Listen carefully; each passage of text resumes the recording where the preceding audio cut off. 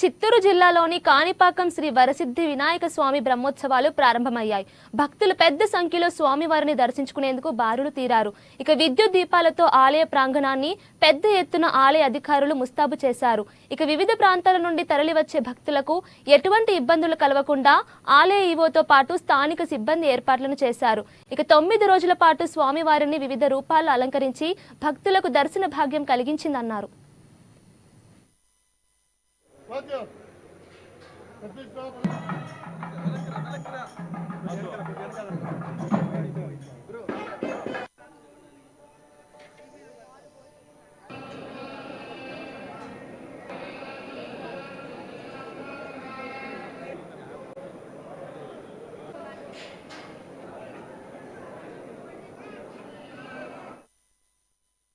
national women's rights forum ఆధ్వర్యంలో ఉచితంగా మట్టి